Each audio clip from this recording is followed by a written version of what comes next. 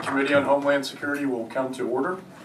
I first would like to thank my good friend Congressman Henry Cuellar for agreeing to be the ranking member of this committee's hearing.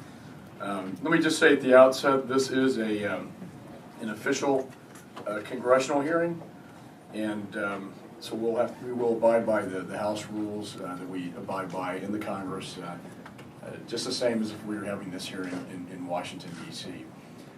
With that, I want to thank the witnesses for traveling to Austin to participate. The purpose of this hearing is to examine whether bureaucracy prevented a timely response to the recent devastating wildfires experienced in our state. And I appreciate the effort taken on behalf of all those involved to have this important field hearing.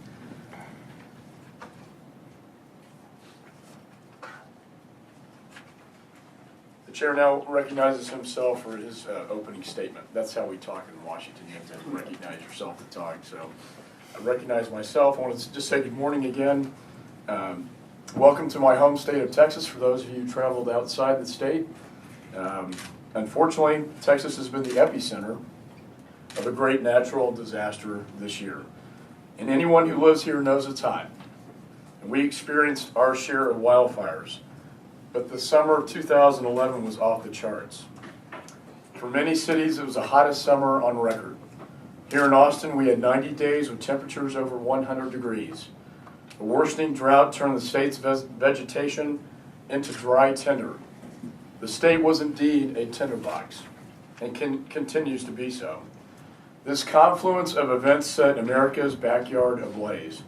And since January 1st, according to the Texas Forest Service, the state had over 3,000 wildfires, which have scorched almost 4 million acres, an area as large as the states of Connecticut and Rhode Island combined. Over Labor Day weekend, Tropical Storm Lee exacerbated the spread of fire, delivering high winds instead of much needed rain. And just a few miles from where we sit today, erupted arguably the world's worst wildfire in Texas history, the Bastrop Fire. And as we look behind me, you see scenes from that fire. It looked nothing short of a nuclear explosion going off. The Bastrop Fire was a daunting 16 miles long, 4 miles wide, and scorched almost everything in its path. Nearly 35,000 acres of pine trees, more than 1,500 homes destroyed, and thousands more evacuated. And 2 people lost their lives. Let me first say I commend the 800 local Texas firefighters, many of them volunteers, who quickly answered the call that Texas is burning and we need you. And burning it indeed was. I remember traveling on that Monday at the very beginning of the fire directly into these scenes. And I can tell you I've never seen anything quite like it. You know, I've been to Afghanistan, to Pakistan, to Baghdad. I've never seen anything like this. I wish I could also recognize and commend the federal government. But these fires are tragic examples of what appears to be a lack of planning and slow response because of bureaucratic red tape. Let me first unravel the red tape. The process to file a claim starts with the county filing a request for assistance to the state. The state then files with the Federal Emergency Management Regional Administrator, or FEMA. The regional administrator then files a request with FEMA headquarters in Washington, D.C. FEMA assesses the request, makes a recommendation to the White House. Finally, the president has the last word and either approves or disapproves the requests. In my judgment, help should be just a phone call away, and not a series of requests winding their way through a bureaucratic maze at a time of enormous emergency. Texas followed the process, asking for relief 252 of our 254 counties over an extended period of time. This is what the people of Texas said they needed to fight these fires. Upon FEMA's recommendation, the president only awarded 45 counties relief and no immediate firefighting aircraft support. This inadequate funding wasn't even an immediate directive. It took the president 13 days to sign the declaration. During that period, the president made time to assist Alabama's tornado disasters and even visit Alabama to see the devastation. Meanwhile, Texas burned. This is unacceptable. Help should be a phone call away. So I would like to know here today from our witnesses, why was there a delay in deploying critical resources?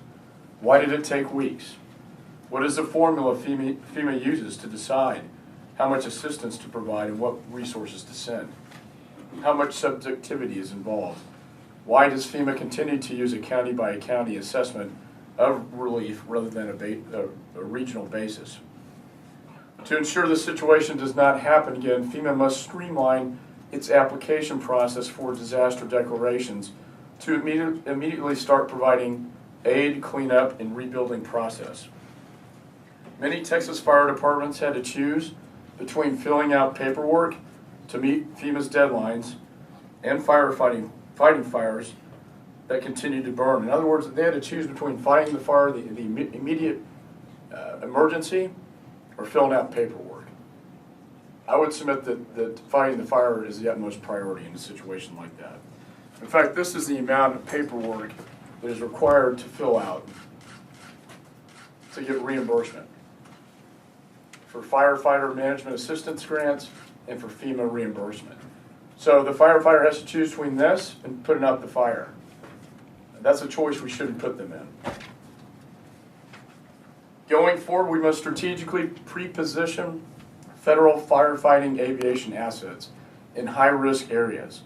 Despite all the warnings that Texas faced, with it being the driest summer in more than 100 years, there was no pre-positioned aircraft to help.